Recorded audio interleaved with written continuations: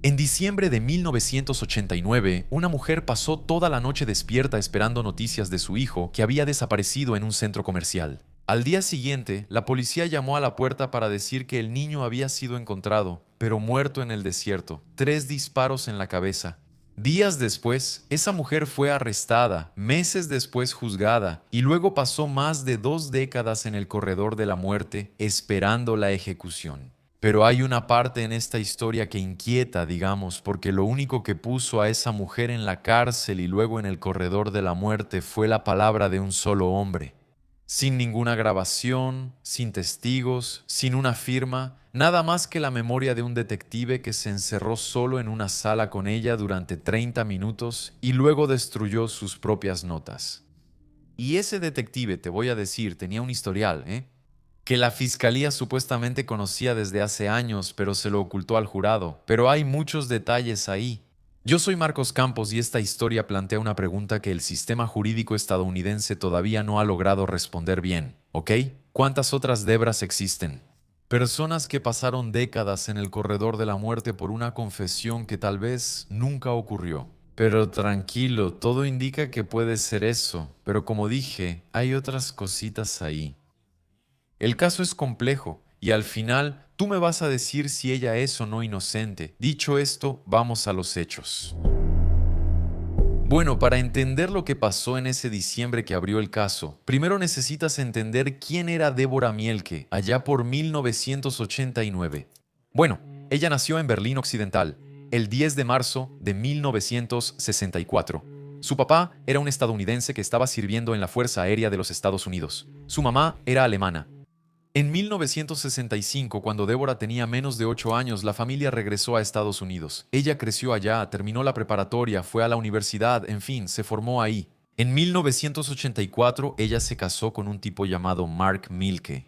En 1985, entonces, nació el único hijo de la pareja, Christopher Conan Milke. En 1988, ya 3 años después, su matrimonio terminó en divorcio. Mark, en realidad, era un tipo algo complicado, dependiente químico, incluso había estado en prisión. Débora incluso tenía una orden de restricción para controlar las acciones de Mark. Él no podía ver a su hijo cuando quisiera y así. Entonces ella quería que Christopher viviera lejos de eso, ¿no? De esa vida inestable de su padre. Así que, con 25 años de edad, ahora ella estaba sola con un niño de 4 años, trabajando en una aseguradora con bastante dinero. Pero ella estaba ahorrando dinero, a pesar de eso, para poder rentar un departamento para ella. A pesar de ese comienzo de vida como madre totalmente inútil, inestable, ¿no? Débora tenía planes. Mientras Débora ahorraba su dinero para, finalmente, poder rentar su propio departamento, ella y su hijo Christopher estaban viviendo con un tipo, compartiendo un departamento, en realidad, con un hombre llamado James Steers. Él era un veterano de la guerra de Vietnam, a quien conoció a través de su hermana, recordando que ellos venían de una familia militar y todo eso, ¿no?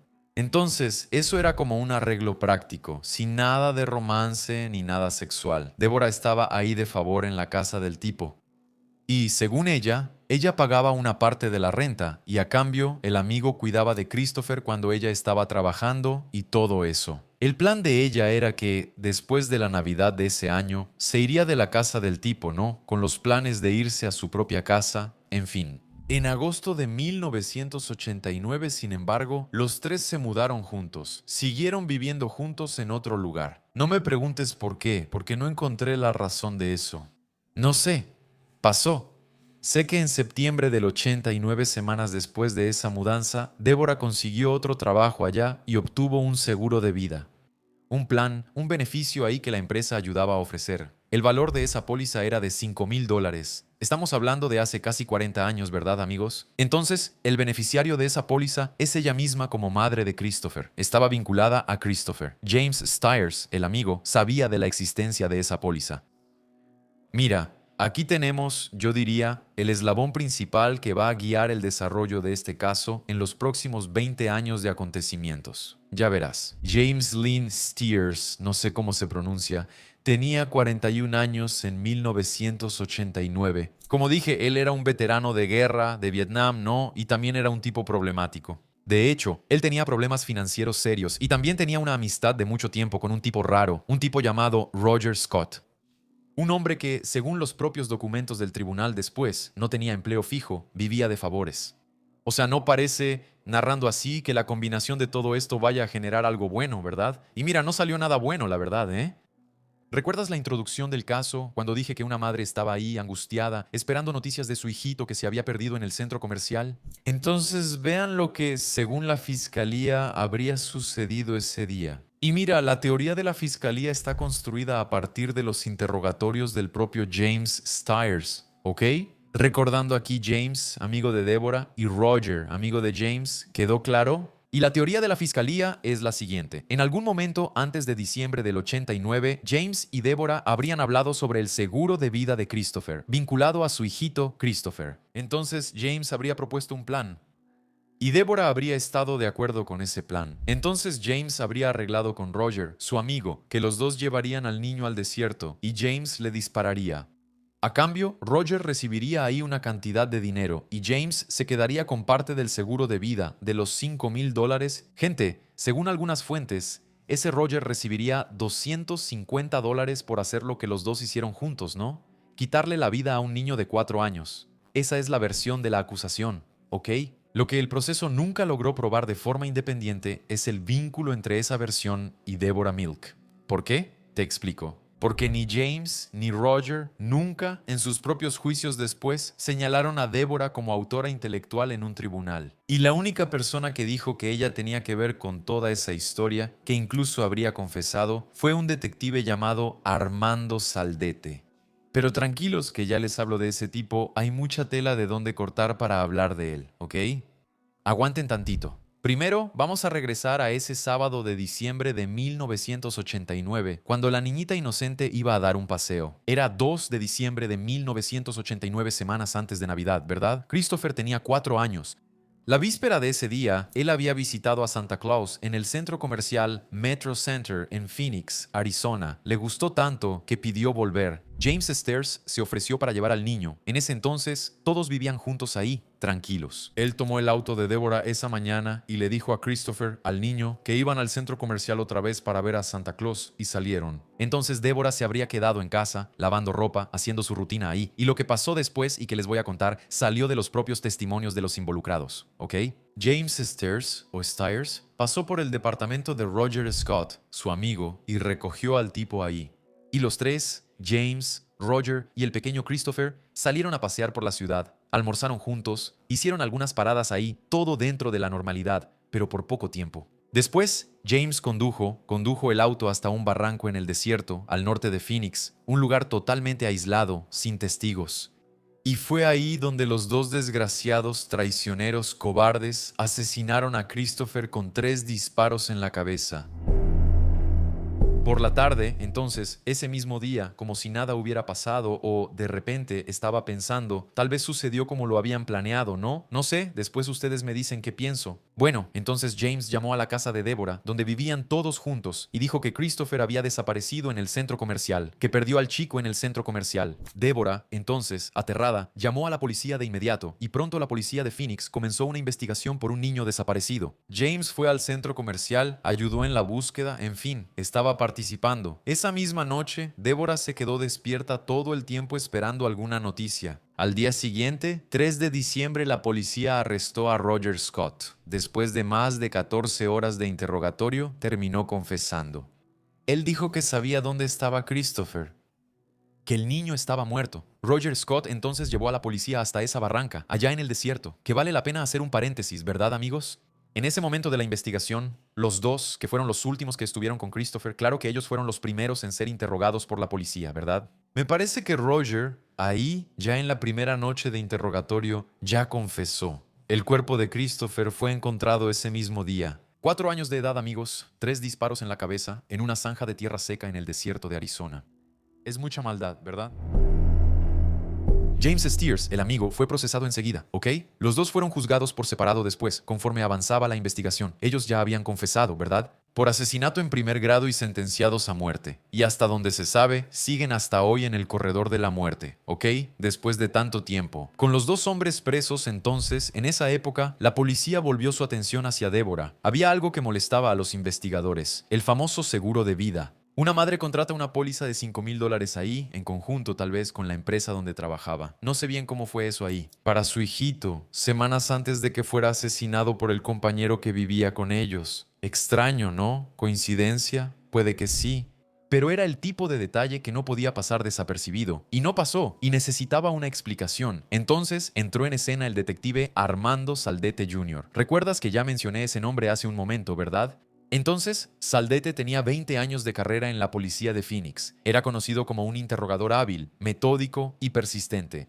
Compañeros decían que él tenía el don de hacer que las personas hablaran. Él mismo dijo, en una entrevista concedida al Phoenix News Times años después, mira, yo creo que todo el mundo, sin importar el crimen, termina diciendo la verdad. Solo necesitas darles la oportunidad. Esperen un momento que en un rato me van a decir algo sobre eso. Cuando Debra se presentó para dar su declaración, el detective Saldete estaba de descanso ese día, pero él se empeñó en ir hasta allá. Él quería interrogarla. Entonces, él puso a Debra en una sala cerrada y se quedó con ella ahí durante 30 minutos sin cámara, sin grabadora, sin abogado, sin nada, sin testigos, solo los dos. El superior de Saldete, según los relatos del proceso, llegó a preguntar si él iba a grabar el interrogatorio. Saldete dijo que Debra lo había rechazado. Debra confirmó que sí rechazó la grabación. Es una de las pocas cosas, de hecho, en las que los dos están de acuerdo, ¿ok? Ella alega que lo rechazó, porque Saldete dijo que la grabación era opcional, y ella no entendió en realidad la implicación de eso en ese momento. Tal vez por ansiedad, miedo, frustración, en shock, ¿no? La pérdida del hijo y todo eso. Saldete alega, sin embargo, que la negativa fue deliberada, y que ella entendió, sí, perfectamente, lo que estaba pasando. 3 días después de eso, Saldete presentó un informe escrito de 7 páginas, describiendo ahí lo que había pasado en esos 30 minutos de interrogatorio. En él afirmaba que Debra Milk había confesado espontáneamente que planeó el asesinato de su propio hijo con James Stanley, que ella quería el dinero del seguro, y que pensaba que Christopher iba a crecer igual que su padre, un adicto, un criminal, que el niño era un inconveniente para ella. Saldate escribió que ella dijo lo siguiente: solo decidí que sería mejor que Christopher muriera. Él también escribió que ella había renunciado voluntariamente al derecho de tener un abogado presente en el interrogatorio ahí. Después de escribir dicho informe, Saldate destruyó las notas originales que hizo durante el interrogatorio. Todo muy extraño e insólito, ¿no creen? Debra negó absolutamente todo eso. Dice que nunca confesó nada, que Saldate tomó frases dichas en un contexto de luto y desesperación y distorsionó el sentido. Y fabricó el resto, que ella nunca renunció a su derecho a un abogado, que Saldate simplemente actuó como si ese derecho no existiera, que él era un tipo enorme e intimidante, con una mirada penetrante, y que ella tuvo mucho miedo. Bueno, complicado, ¿no? Literalmente es la palabra de uno contra el otro. Yo diría que, en realidad, esa es la esencia de este caso aquí, que es uno de los más controvertidos de la historia. Pero con lo que te he contado hasta aquí, ve dejando tu comentario y dime qué piensas. Bueno, tiempo después de eso, la fiscalía le ofreció un acuerdo a Roger Scott, el amigo de Debra. ¿Se acuerdan, verdad? Entonces, el acuerdo sería 21 años de prisión en vez de pena de muerte a cambio de testificar contra Debra Milk. Scott aceptó el acuerdo, pero cuando llegó el momento del juicio de Debra, él no dijo nada directamente en el tribunal, ni James. Os dois ficaram calados. Ninguno de los dos hombres, que de hecho se comprobó que llevaron a Christopher al desierto y mataron al chico. No acusaron a Debra de nada frente al jurado. La única evidencia directa contra ella era la palabra del detective Saldate, y ahí está otro punto clave de este caso. ¿Por qué no la usaron? Después tenemos más cosas, más detalles. Después van a juntar todo y vas a decir, caray, pero era la única forma de tener un camino para seguir y ellos no. Pero aguanté. El juicio de Debra Milk, amigos, ocurrió en 1990, ¿ok? El fiscal construyó el caso sobre 2 pilares: el seguro de vida de $5,000 y la supuesta confesión al detective. El fiscal pintó a Debra como una madre que veía a su hijo como un obstáculo, un estorbo para tener una vida mejor. Una mujer joven que quería deshacerse del niño que, de repente, la ataba a su exesposo. La defensa intentó desacreditar la confesión. Debra subió al estrado de los testigos y negó cada palabra que el detective Saldate le había atribuido. Dijo que nunca le había hecho daño a su hijo y que Christopher lo era todo para ella. Pero Debra tenía un problema serio incluso antes de que comenzara el juicio. No tenía dinero, efectivo. La representación legal que recibió en los primeros años fue precaria. Son detalles importantes sobre Saldate que podrían haber cambiado el curso del juicio. Todos esos detalles nunca fueron descubiertos ni presentados por su defensa. No porque no existieran, ¿ok, amigos? Sino porque la defensa no tenía recursos para investigar a fondo. Meterse ahí en ese avispero, ¿verdad? Mira, digamos que un abogado, defensor feroz ahí, se daría un festín con este caso, ¿no? Bueno, ante todo eso, entonces, el jurado tuvo que elegir en ese momento creer en el detective con 20 años de carrera, un tipo hábil en los interrogatorios, o creer en una madre que estaba siendo acusada de mandar matar a su propio hijo para quedarse con el seguro de vida. El jurado eligió al detective. El 18 de enero de 1991, Deborah Milk fue sentenciada a muerte. Con 26 años de vida, ella entró en el corredor de la muerte femenino de Arizona. Una de apenas 4 mujeres que ocupaban ese lugar en el estado en ese momento. Pero como pasa a veces, ¿no? Hay gato encerrado en esta historia y creo que ni siquiera necesito decirlo. Lo que el jurado no sabía y lo que la fiscalía nunca les contó es el giro. Aguanta esa. Armando Saldete, el detective habilidoso, tenía un historial. Mira, tiene que ver con habilidad. No es un rumor, amigos. No es una acusación sin fundamento, ¿ok? Es un historial documentado con fechas, números de casos y descripciones detalladas que la propia oficina del fiscal conocía y mantuvo en secreto durante todo el juicio. Saldete había sido suspendido por un tiempo, solo para que se den una idea de sus funciones. Después de que él detuvo a una conductora en un retén y le propuso ahí mismo: tienes unas irregularidades aquí. Yo puedo hacer la vista gorda, pero a cambio no. ¿Sabes, no? Entonces, después de mentir sistemáticamente a sus superiores sobre lo que había pasado, solo dejó de negar cuando fue sometido a un polígrafo y el resultado fue desfavorable. Pero solo fueron 5 días de suspensión y volvió a trabajar. Y no termina ahí, claro. En 4 casos distintos, jueces habían anulado confesiones o cargos porque concluyeron que Saldete había mentido bajo juramento. En otros 4 casos, se suprimieron confesiones porque él había violado los derechos constitucionales de los sospechosos durante el interrogatorio. En uno de esos casos, interrogó a una persona que estaba sufriendo una fractura en el cráneo. El hombre estaba tan desorientado que no sabía su propio nombre, no pudo decir el año, no sabía quién era el presidente en ese momento. Las preguntas básicas que hacen para saber si la persona está orientada o no. Saldete lo interrogó de todos modos y obtuvo una confesión. En otra ocasión, interrogó a un sospechoso en una habitación de hospital, con un hombre conectado a un suero, con medicamentos, alternando entre la conciencia y la inconsciencia. Saldete le dijo a la enfermera que no podía administrar analgésicos al paciente, a ese paciente en específico, mientras él no hubiera terminado de hablar con él. Y ese, amigos, era el hombre cuya palabra había puesto a Deborah Milk en el corredor de la muerte. El Tribunal de Apelaciones, años después, descubrió todo esto después de que los investigadores de la defensa pasaran más de 7.000 horas revisando expedientes judiciales en busca del nombre de Saldete. 7.000 horas para encontrar lo que la fiscalía ya tenía y no entregó. Aquí yo diría que hay otro vínculo, ¿no? Porque, o sea, si ella de verdad confesó, cuando ves el historial podrido del tipo, entonces te pones de su lado y dices: voy a creerle porque ella está diciendo que no confesó. Ahora, si de verdad no confesó y luego ves el historial del tipo, dices: pues sí, ella no confesó de verdad. Solo que queda la pregunta: ¿por qué los tipos harían eso, no?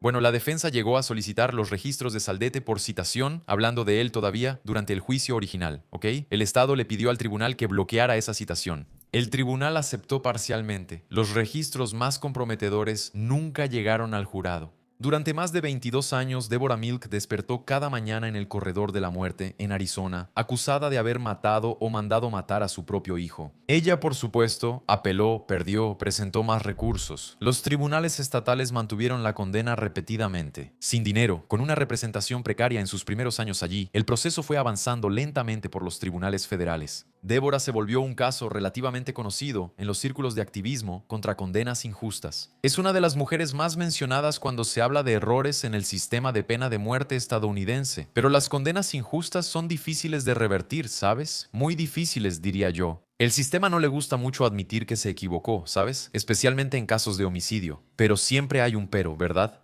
En marzo de 2013, más de 22 años después de la condena, un panel de 3 jueces del Tribunal de Apelaciones de los Estados Unidos revocó por unanimidad la condena de Deborah Milk. La decisión ya estaba tomada. Páginas. Era devastadora. Ese grupo de jueces concluyó que la fiscalía se había quedado inconstitucionalmente en silencio sobre un tesoro de pruebas de impugnación contra el principal y prácticamente único testigo del caso. La corte afirmó que Saldate tenía un historial documentado de mentiras en el ejercicio de sus funciones y que los miembros del jurado nunca supieron eso, y lo habrían sabido si la fiscalía hubiera cumplido con su obligación constitucional de entregar ese material a la defensa. El juez principal de ese panel, Alex Kuczynski, en una opinión concurrente, fue aún más directo. Él escribió que Saldate transformó la sala de interrogatorio en una caja negra, sin dejar ninguna prueba objetivamente verificable de lo que ocurrió ahí dentro. Y dijo que la supuesta confesión, si es que fue obtenida de alguna manera, fue extraída ilegalmente. El tribunal remitió el caso al Departamento de Justicia para investigar violaciones de derechos civiles por parte de Saldate y de la oficina del fiscal del condado de Maricopa.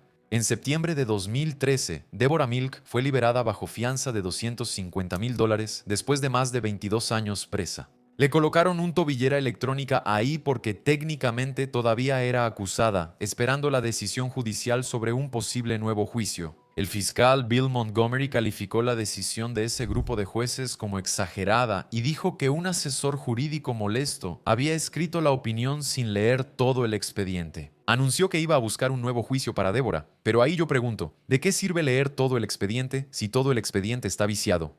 En marzo de 2015, la Suprema Corte de Arizona bloqueó el nuevo juicio, entendiendo que hubo una conducta procesal flagrante en el caso original, lo que, sumado a las protecciones contra el doble enjuiciamiento más fuertes del Estado, hacía inviable cualquier nuevo proceso. El 23 de marzo de 2015, la jueza Rosa Moss, del Tribunal Superior del Condado de Maricopa, archivó definitivamente todos los cargos contra Deborah Milk, sin posibilidad de reapertura.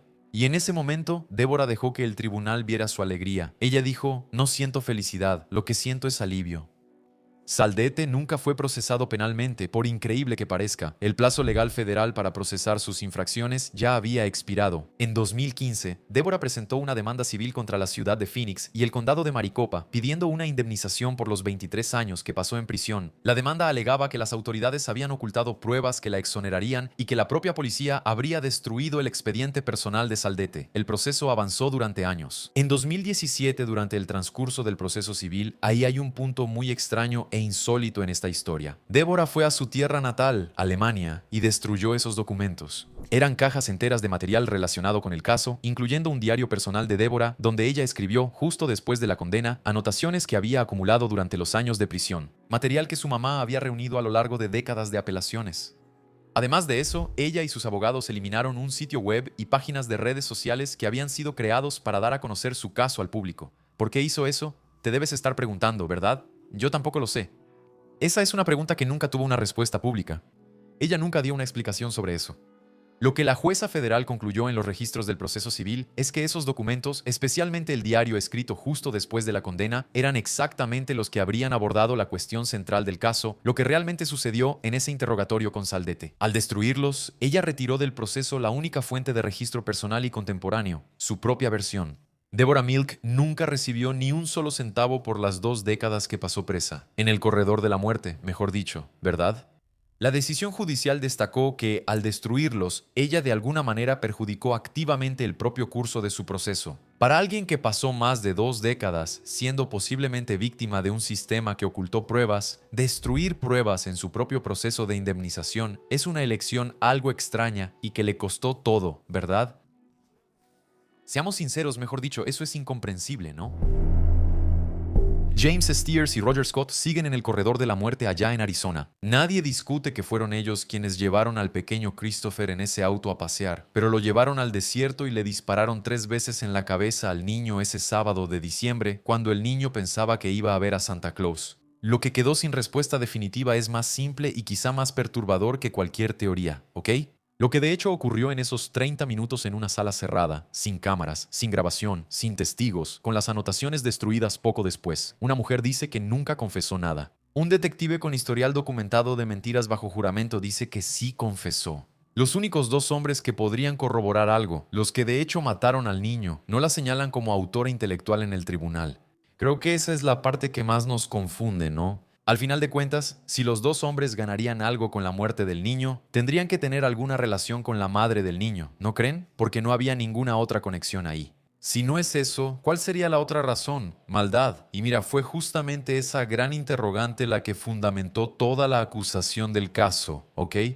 Decían que así ella tendría que tener una conexión con ellos. A pesar de todo eso, de hecho ella quedó presa, ¿no? El sistema le creyó al detective. Y después, cuando intentó probar que había sido víctima de ese sistema, destruyó las pruebas que ella misma había guardado.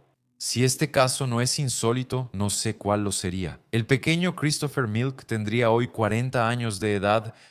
Amigos lindos, déjenme aquí sus comentarios. Tengo curiosidad por saber qué piensan sobre todo esto. Definitivamente es uno de los casos más insólitos y controvertidos que he contado por aquí. Gracias por tu compañía, un beso del pelirrojo y hasta el próximo episodio.